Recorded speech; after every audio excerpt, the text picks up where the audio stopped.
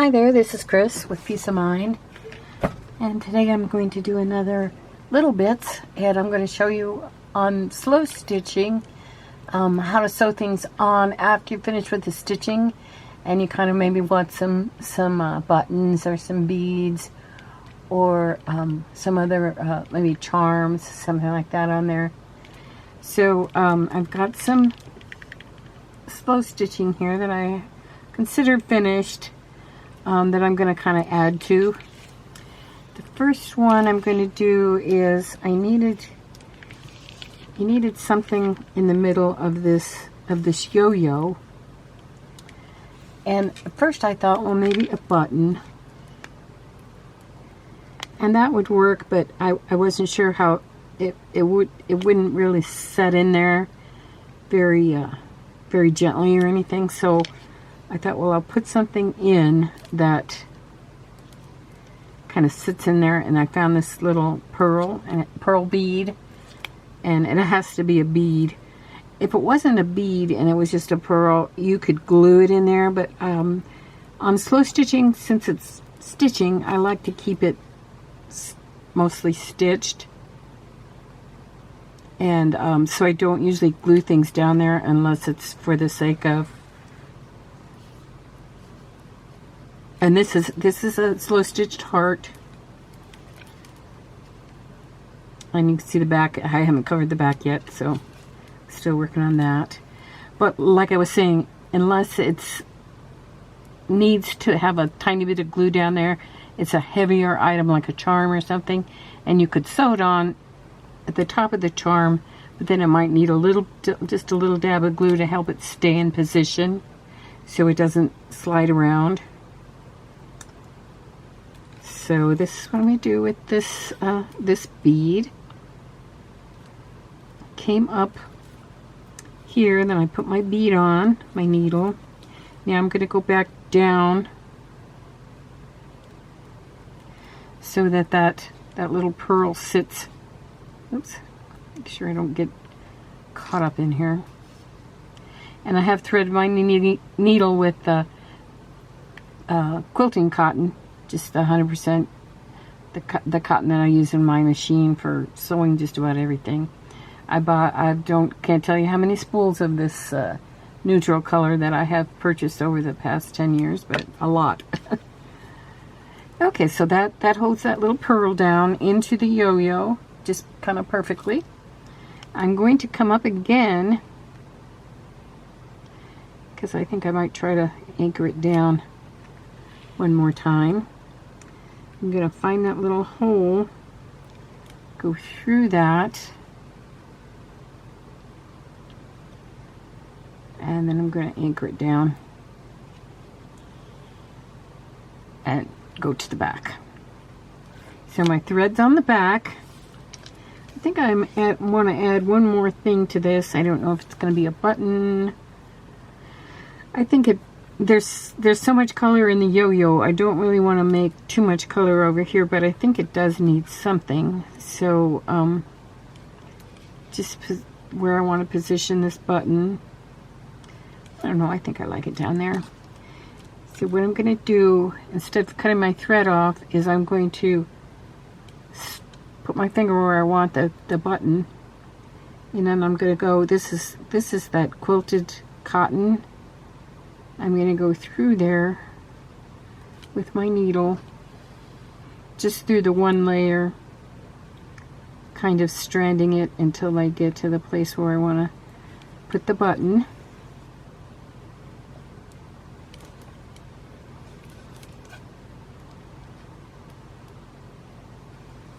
And it doesn't really matter where which direction your button goes, but sometimes I like to put it exactly where I want it, as far as being straight across. And this button just has 2 holes, so I'll probably go twice through the button.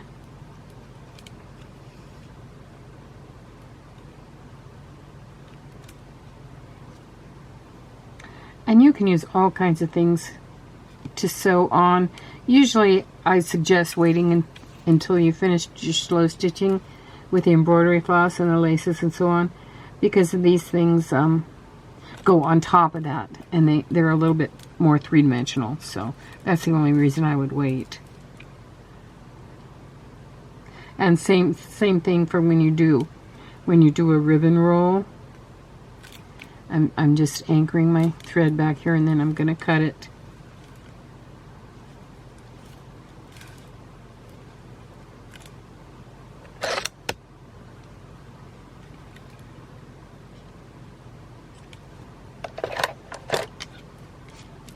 Okay, so there we have it. I think that one can be called finished. If I was going to make a hanging heart out of it, I would cut a back piece and put my ribbon in, and then just sew around this outside with a machine stitch, or you could glue it down. Okay, as I was saying about the ribbon roll, here's a partial one, which I have cut. But say I wanted to add something to this to give it a little bit more oomph to it, or I knew I was going to add it to a certain paper or paper page in a journal, or the front cover of a journal. Maybe I wanted a little bit more something on there. Let's try some of these sequins that are actually flowers. I just got a bag of them that were different colors. I like this. Let's try that. On the sequin,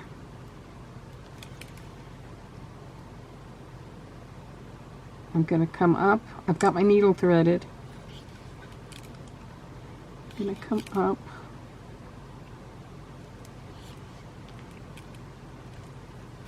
And another thing is, often what will happen is maybe the eye of your needle won't go through your sequin or your bead or something. You need to check that ahead of time. I was lucky in this that it went through. Okay, then I'm going to come down on the other side. Usually these sequins just have one hole.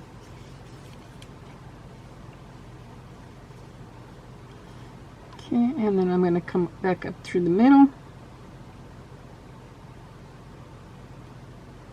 I hope everyone's doing okay today. Been real hot here, like in the 90s every day, and finally it has cooled down in the 70s and 80s. Mostly the 80s, but that almost seems like a relief. Okay, we'll go down.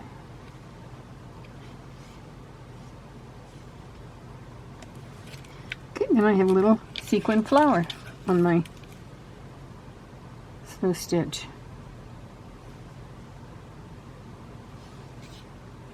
Go, and then if I wanted to put another one, if it was close by, I could just strand over, which strand over it means you have this little strand that goes over this way. And if it's just a small amount, it usually doesn't matter too much. You don't want to do a lot of really long stranding, because then different things can get caught. But this I plan on like gluing or sewing down to a cover anyway, so the back is not going to show, and adding that sewing or the gluing will anchor it down better. I might try another one of these in a darker color.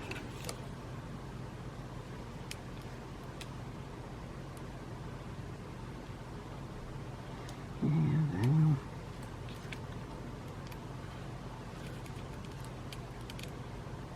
sew that one down. And oftentimes, if you order a kit from me for a slow stitch kit, you will receive a little packet of buttons and sequins and little beads. You'll get some of these little tiny beads like this, and those are to sew down to your slow stitch if you want. And like I said, I would wait till the end to sew these down.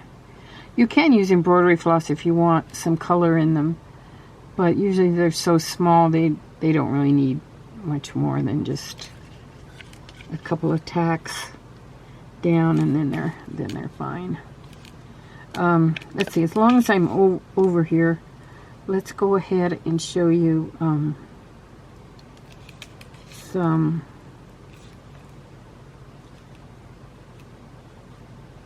let's see. I want to put something in the middle of that rose. Got a few.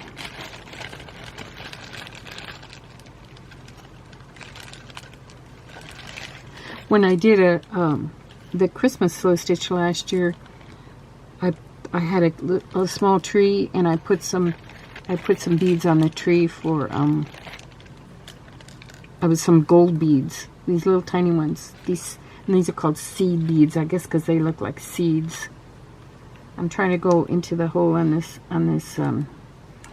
rose, so I'm going to go along the back. To me, it doesn't make much sense to end off there and then start back up over here, so I'm just gonna use the same thread, making sure that I don't see if I pull this too taut that I'm gonna get a wrinkle in there, so making sure that it isn't too taut. And let's see, let's try some of these little white ones.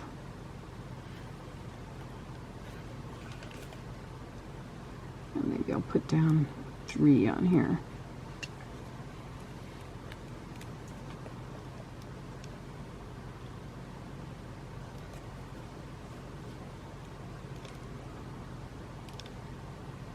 And I'll come up one more time, I think. This is kind of a little bit fiddly, so just take your time. And okay, so I got that one sewed down. So and you could put your bead on your needle now, since you have. Whoops, that one isn't going to go through. So I'll try a different one. Let's see if this one goes through. Or maybe I'll look for another. I think I'll look for another one of the white ones. That's the same size.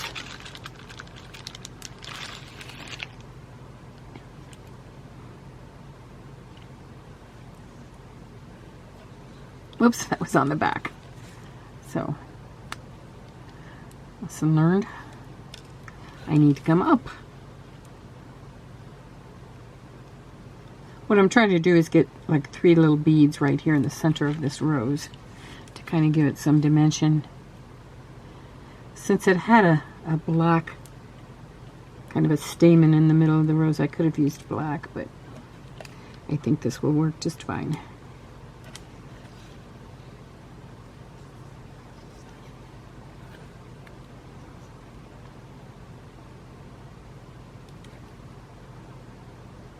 And then we'll add one more.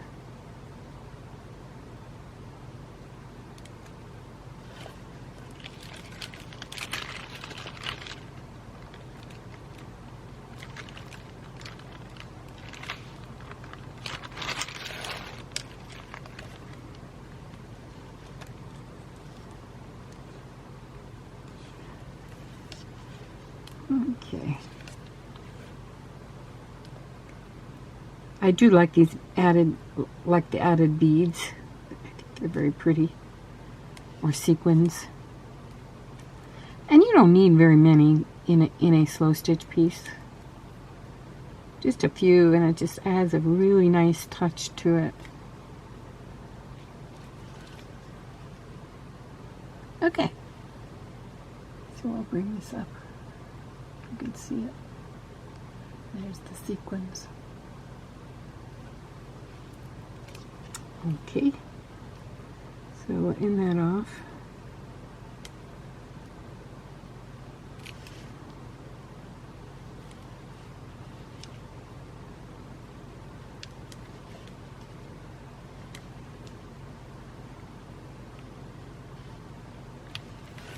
Okay, and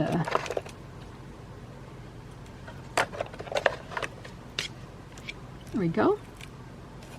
I'm going to put these little sequins back in the bag before they roll all over my table.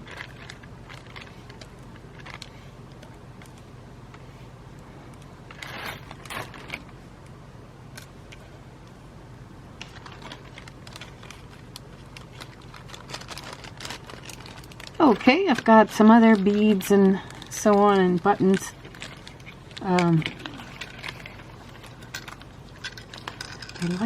I like this button. I thought that was really pretty. Most of my buttons I get out of Agnes's button bag that my friend Agnes, who lived next door, passed away at 104, I believe, and her daughter, her daughter lived with her too, and she gave me all of her button collection, which was very nice. Okay, I think I'm going to call this pretty well done. Use that for a cover or something. And I still have all of these left.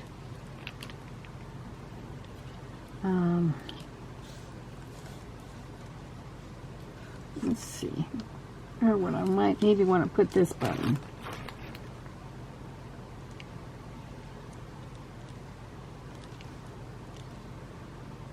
No, I think this has quite a bit going on already. I had these Millefiori beads that I bought. I thought they were really, really pretty. I'm going to put a couple of those on here. I think this needs something right here. So, let's see. Since it's got some green in it.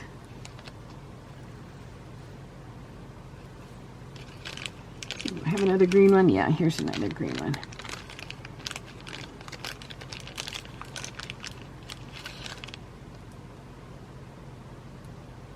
And these I got at Hobby Lobby. They were on one of those, those strands that they sell in the bead aisle. That's where they were.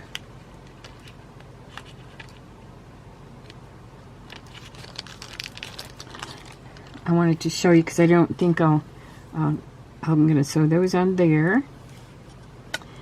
And I don't think I'll get to it, but I do have some shells. The shells might be pretty on here. And these shells, if you buy my kit that's By the Sea, the By the Sea kit, then you'll get some of these shell beads with it. And these have tiny little holes in them, just one hole, and so you can sew them to your work. I think they would look pretty along here, maybe.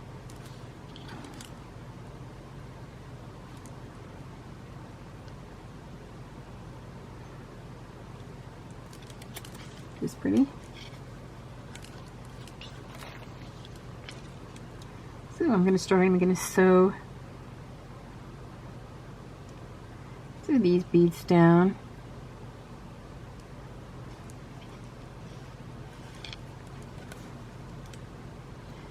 Let's see, the first thing you got to do is see where the hole is. Okay, so there we go.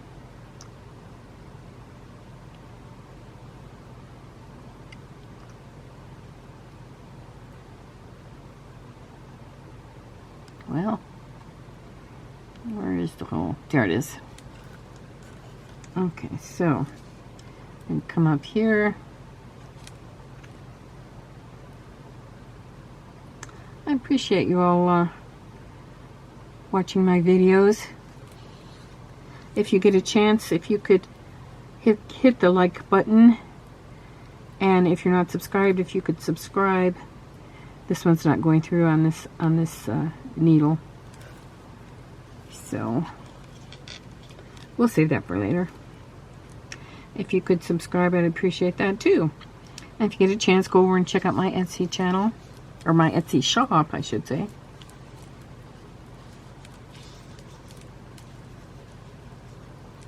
And my next video, I'm going to do a few items from my upcoming sewing books, which I'm going to make about 6 or 7 new sewing books, because I'm all sold out of those. So that's what we made today. I thank you for joining me. I wish you all peace of mind. Bye now.